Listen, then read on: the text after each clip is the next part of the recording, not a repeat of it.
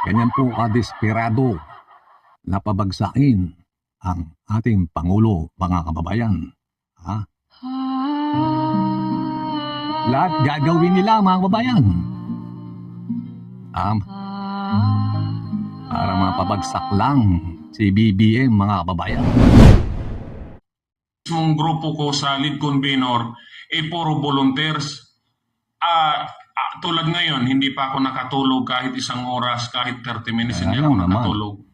Kasi I feel violated, I feel harassed, I feel disrespected. And iiyak na yan. Wala na ni paglaong nga nasod. They will harass iiyak anybody. Na yan. If they will harass PRRD, if they will harass.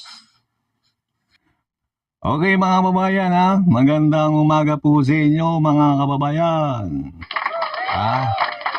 Itong mga DDS vloggers, mga kababayan, walang sawang nagpapakalat ng fake news. Katulad na lang dun sa political rally ng PDP laban, mga kababayan.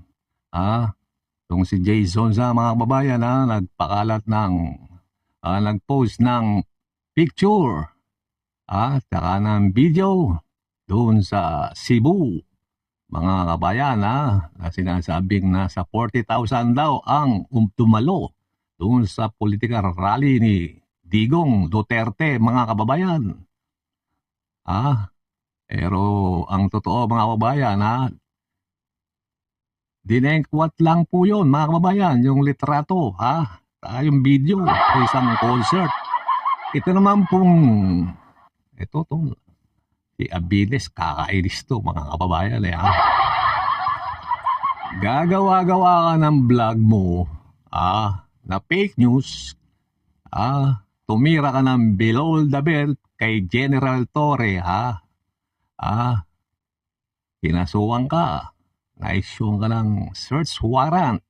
Ngayon, nagpapawa epektong hinayupak na to, mga kababayan. Isa raw daw siyang simpleng tao lang, pero organizer siya ng maisog. Excuse me po. Itong si Jun Abines, mga kababayan, siyempre maraming nakapanood sa inyo. Ito'y kinasuhan ni General Torre. Dahil nagpapakalat ng fake news. Ikaw ba naman, kalakas ng tao? Magpapakalat ka ng fake news na nakaratay sa hospital si General Torre. Ngayon, mga kabayan, papaway pegang hinayupak. Inday Sara. Yan, iyak na. Inday Sara. Sino ba? Tinsa man si Nabines. Tingnan mo, umiyak po sa niyan. Ayan, nagpupunan lang, tulusip ko pa. I'm not crying. Dahil naawa ko sarili ko. I'm not crying daw, pero umiyak na po siya. Naawa ko sa mga Pilipino. Mas naawa nga ako kay Tatay Digong. Yan na, pati si Tatay Digong na. Mismong mga pulis na tinulungan ni Tatay Digong. Yan mga kababayan, Walang ginawa. Wala raw ginawa. Nangungusensya pa dahil nga naman tinaasan ni Dinoble ni Duterte yung mga sweldo nyo. Yan ang sinasabi ni Jun Jun Abines, mga kababayan. Dapat daw kumilis kayo kasi dinoble yung sweldo nyo. Akala mo naman galing sa bulsa ni Duterte yung pinangdagdag sa sweldo ng ating mga pulis at mga sundalo, mga kababayan. Ngayon tayo pa. Ang mga pulis natin, karamihan duwag. Tingnan mo. Tinawag daw duwag pa mga pulis. Kung hinay. Ngayong pinasok ka ng mga bata ni Duterte ay ni General Torre. Ngayon ngawa-ngawa ka dyan. Para kang munting batang iiyak-iyak. Na inagawan ng lollipop. Puto ko tsinta ka talaga. Mulaban sa Pilipino. Laban sa Pilipino, baka ikaw lang. Kada adlaw, gusto nila pildihon ang Duterte. Bismo si Sara niingon, gusto nila patyon si Sara. Ako, Jun Abinis, ultimo, pwede po ko nilang patyon. Ano raw? Ang harassment kahapon, wala arto. Katiting lang ang harassment Di para naman sa ako. naintindihan ng Pero ang Bisaya, ako lang yun. Mga kababayan, pasensya na. Sana mga Pilipino, ilabas na natin tapang natin. Kasi Nagtatawag para si Roque itong ay na yun. Inayok baka na ito mga kababayan.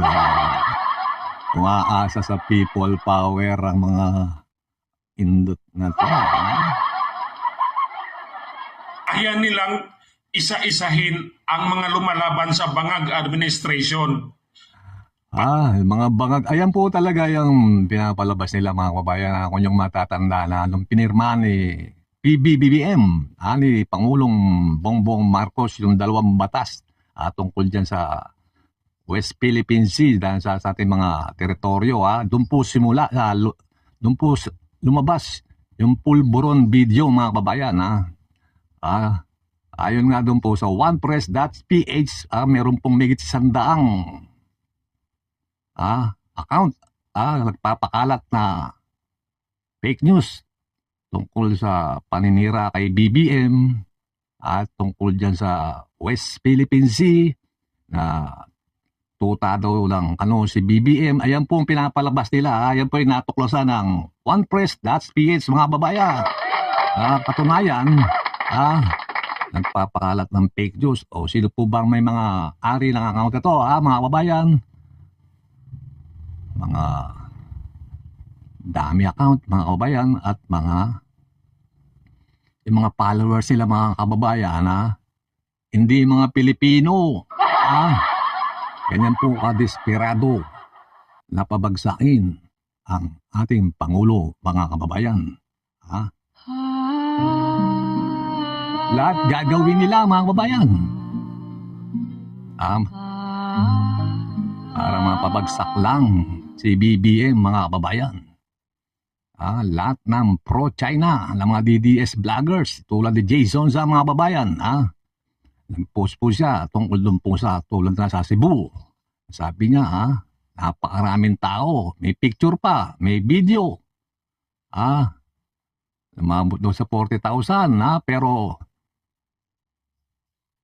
nakakaw pala yung picture at video mga kababayan.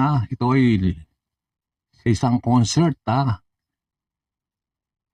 Dinekwat nila yung video at picture, pinost nila doon sa account nila mga kababayan.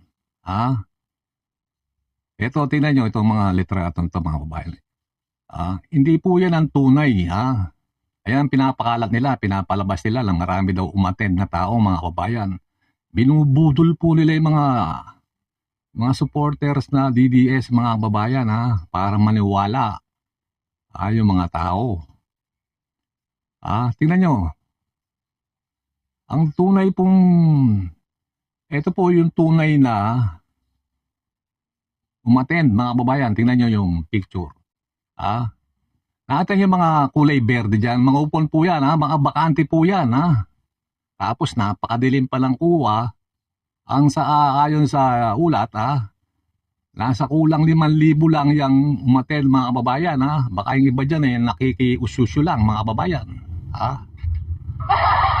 Tapos pinapakalat nila mga kababayan. Sa 40,000 daw. Puto kutsinta kayo talaga mga DDS kayo. Ayan po ang ginagawa nila. Mga supporters ni Duterte. Alipores ni Duterte mga kababayan. Gusto nilang makabalik sa kapangyarihan. Yan lang po yan. Para magtuloy-tuloy ang grasya na nasa likod nila yung mga incheck mga kababayan. Wag po kayo basta naniniwala rin sa mga DDS vloggers, mga kababayan, ha? Talagang pababagsak nila si BBM, ha? Makabalik lang sila sa kapangyarihan, ha? Gusto niyo bang mabalik ulit itong mga Duterte, mga kababayan, ha? Itong mga tumatakbong sinasabing mga senador ng PDP na puro pro-China, mga kababayan. Nakita niyo yung mga banat, pati itong si Marcoleta, tinawag na mga kapal ng mukha nitong mga congressman natin, na yung kongreso, mga kababayan. Akala mo naman, mananalo sila, ha? Okay, mga kababayan, hanggang sa muli, sa susunod po natin talakayan, ha? Huwag po tayong basta-basta maniniwala sa mga lumalabas sa social media, lalong-lalo na kung manggagaling ang chismis sa mga DDS vloggers, ha? Mag-research muna po kayo. Mabuhay po kayo. Mabuhay ang Pilipinas, mga kabayan.